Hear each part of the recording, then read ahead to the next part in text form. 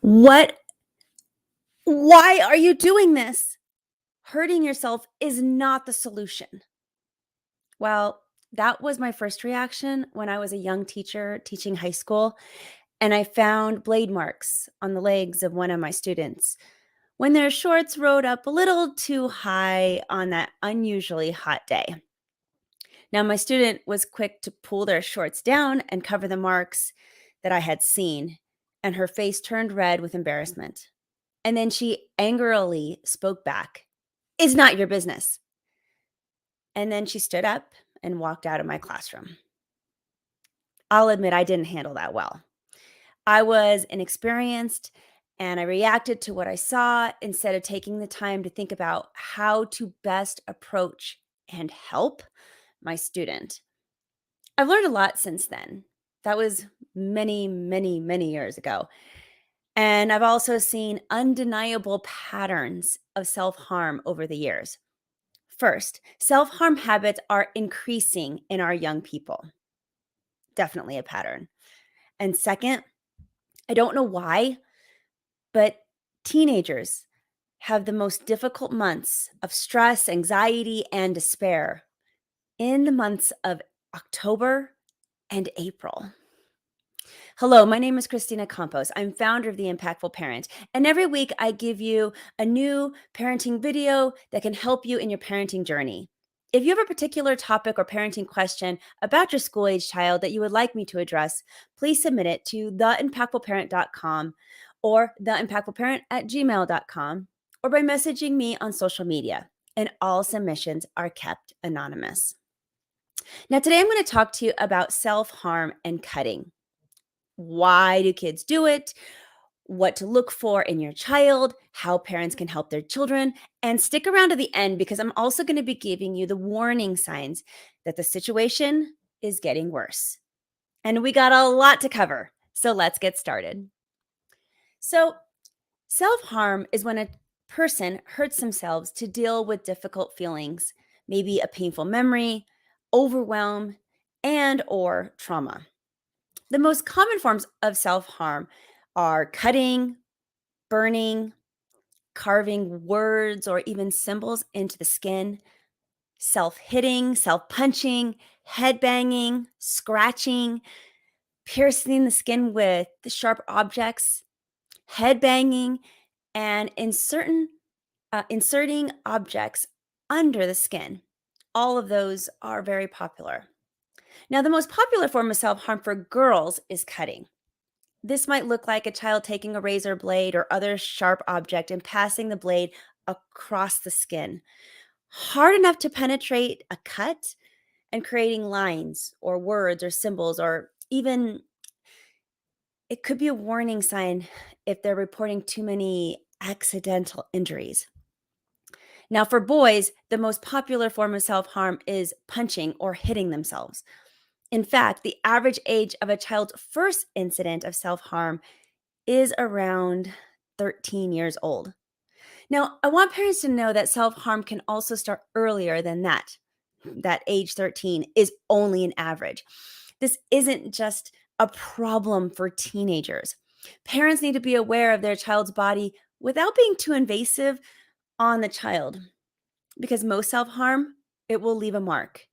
And most marks are left on the arms and on the legs and on the front of the torso. So, if you find your child wearing long sleeves on a particularly warm day, or long pants at the beach, or a sudden refusal to go to the pool, aka trying to get out of a swimsuit, then pause, parents. Pause and notice that behavior because those behaviors are warning signs of self harm. Parents want to look for fresh cuts and scratches and bruises and bite marks, picking at the skin, even rug burns, because that comes from excessive rubbing of an area to create a burn. And even watch out for your child reporting that injury way too often, perhaps even claiming that they're just clumsy, but it's happening more often than it should.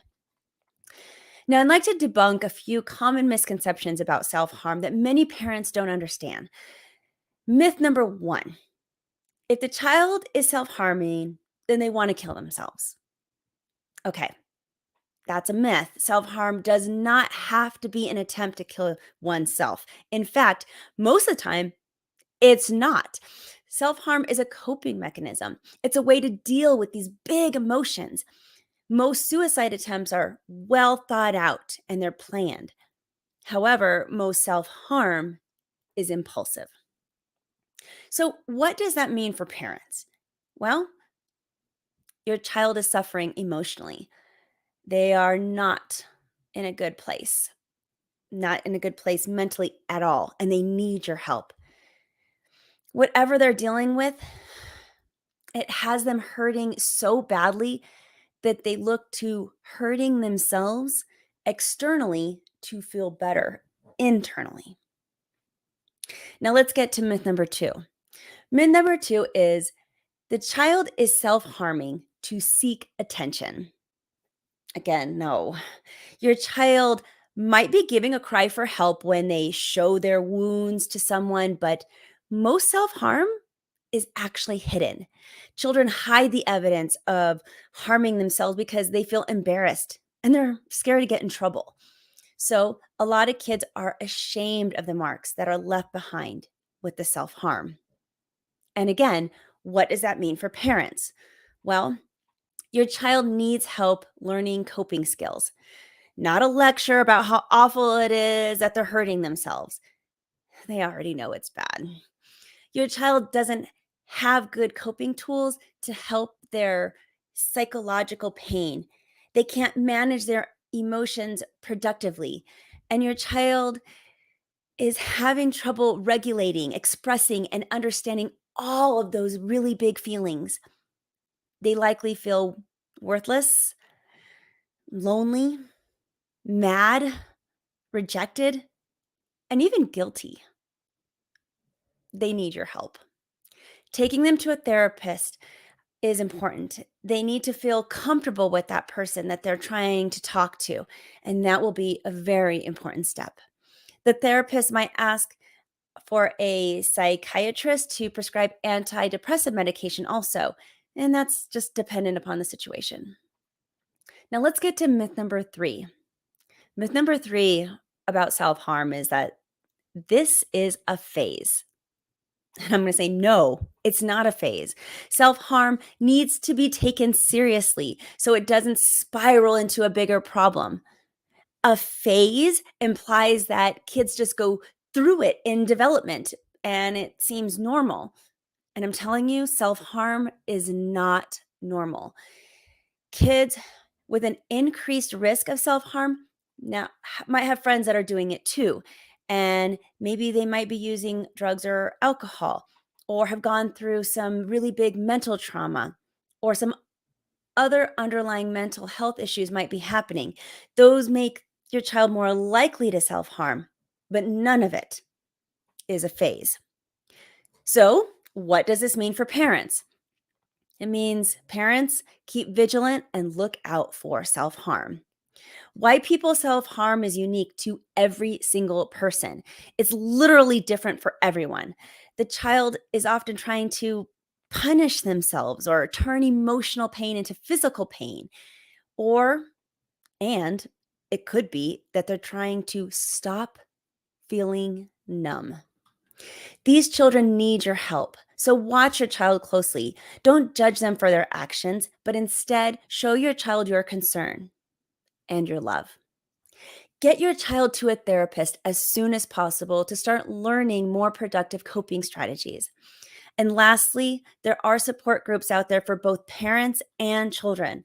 Finding a safe space to vent around other people who understand what you're going through can be one of the most powerful tools for overcoming this or any difficult time. So please, parents, look for that support or look for that support for your child too.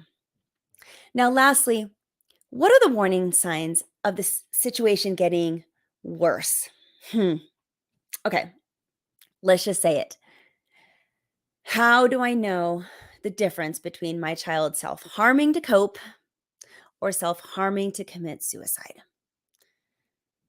Okay, I know you're scared. Be mindful of your child's space and privacy, but watch them closely. Here are some things that you want to look out for, and they're warning signs that things might be getting worse. Neglecting their appearance, giving away items, extreme mood swings, talking about wanting to die or killing themselves, writing about death, withdrawal from everyone and isolating themselves, talking about feeling trapped. Maybe they're behaving recklessly, showing extreme anger and talking about seeking revenge. Um, your child could be sleeping too little or even sleeping too much.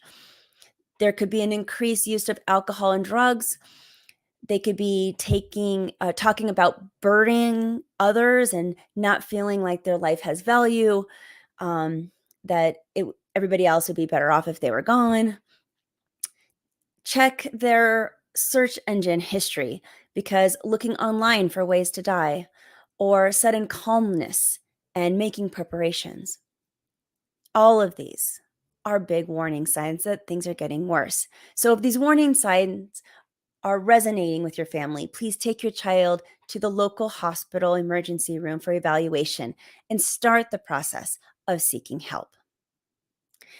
I know that this topic is not something that many parents want to address, but if you know what you're looking for, if you can see some of these warning signs in your child, then you can help them before things can get worse. And again, this particular time of year, April, and again in October, tend to be the most difficult for children. So keep an eye out, parents. If you have a topic or a parenting question about your school age child, please ask me. Submit your questions by social media, DM, or by emailing me at theimpactfulparent@gmail.com. Plus, if you want to become a more impactful parent, check out all that my website has to offer. I have parenting courses, family coaching, this awesome free downloadable app, and tons of resources for you. But until next time, you got this, parents.